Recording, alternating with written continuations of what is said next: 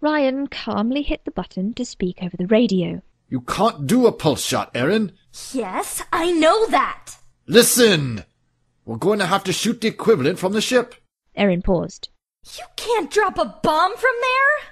Then the tentacles started flying from all directions again, and she had to busy herself dodging and shooting rather than argue with her teammates. Ada put a hand to her forehead.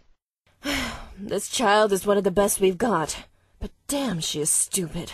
She beat Ryan to the radio button this time. We're in a ship, Castoria. We'll move. Haynes, fly us over the top of this thing. Hervia knows why I didn't think of it myself. Yes, Mom, Ryan said, taking the controls. It took Erin some moments to process this information, as well as concentrate on shooting the alien to bits. She had to reload again already. These tentacles have too long a range for you to fly over safely. She finally managed.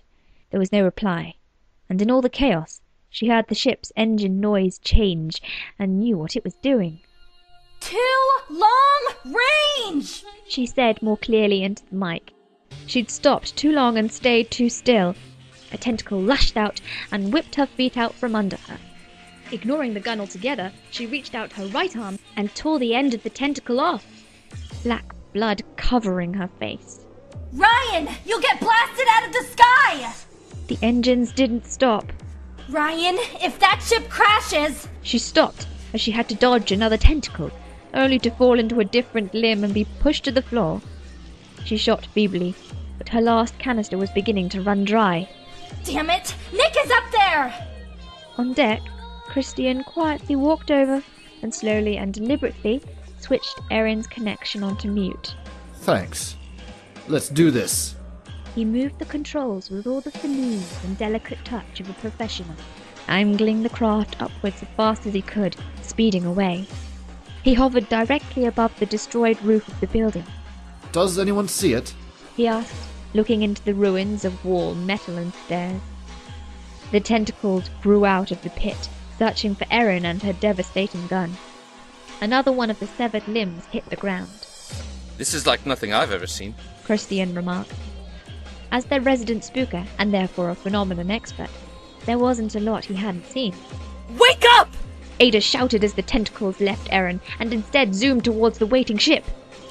No doubt Erin was having a fit of, "I told you so," down on the ground. Ryan slammed the thrusters, forcing the ship directly upwards faster than was healthy for the engines. Nick, still not used to ship travel, grabbed the side rail and felt sick. They hovered just above the tentacles' range. If they received even a knock from one of those tentacles, the whole craft would go into a spin dive. Skilled pilot as Ryan Haynes was, recovering from that so close to the ground with a giant alien presence would be no easy feat. Nick really didn't want them to try it. Well, Christian started dryly. that was a lot closer than it needed to be. What? What? I missed it? My squeaked over the speakers. Ryan tilted his head. I'm guessing the main body is down there. He pointed to the mass of slithering tentacles, like a pit of black snakes, where they all ended in a dark hole right in the center of the building. You'd better do it fast. With Erin shooting left, right, and center, a fair few mothers have woken up. They're converging on your location right now. With that shield up, the only thing you'll be blowing is yourself, and that won't be pretty. Ryan switched Erin's microphone back on. Are you clear yet? What? I'm dropping the bomb. But I said it's too... Hush and listen. I'm dropping the nuke. Your ass had better be out of there when I do. He switched the button off again, feeling faintly sick. Nick felt his knees knocked together, dropping a bomb on Erin. He looked for a moment at Ryan's face. Don't we check the shell? They all turned to look at him. Don't we? He asked again in a small voice. Usually. Ada began. That's Erin's job. Ryan interrupted awkwardly. Are you clear yet? He asked again. I'm working on it! 3 Echo Mothers are incoming on your position. Mai said almost instantly afterwards in a desperate voice. Now or never. Nick and Ryan looked at each other. That's not enough time for her to clear. Ada couldn't meet either gaze and looked down at the floor. It's not. It is. She'll be out. How could you possibly... She'll be out. That's Erin. She's always out. Trust me. Nick went to say something else, but Mai's voice started again on the radio. You have seconds until impact. We won't be able to drop it if the mothers arrive. I say again, you will not be able to drop the bomb. Make a decision and live with it. Ryan twitched slightly, but knew deep down that he was right. I'm dropping it, he said simply, hitting the keys faster than Nick could stop him. The doors below the cargo bay opened, and from the bowels of the ship, a warhead of anti-echo chemicals fell. The waiting Echo Mothers could only sense its descent, unable to reach the site in time. The bomb fell right through the mess of tentacles, which tried in vain to catch or deflect it, but to no avail. No more black blood, no more flying limbs, no scream from the deep. It was there 1 minute, and gone the next. Hardly a trace of the giant that had been there only moments before.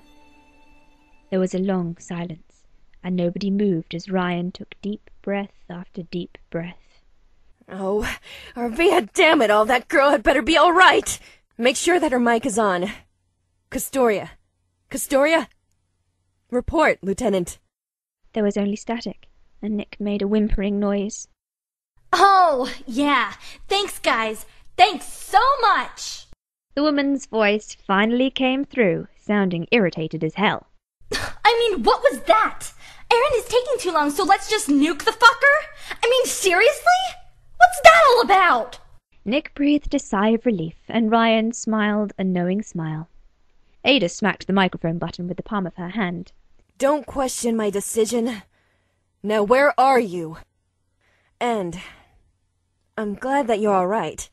I'd be more all right if you hadn't dropped a freaking bomb. I mean, solar shit, guys.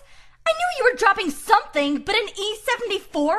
You don't think to tell me it was an E-74? Where are you, or we're leaving? Over the wall, which, by the way, was an absolute bitch to jump. Christian looked at them. Anyone else think we should mute her again? But Ryan had already hit the button.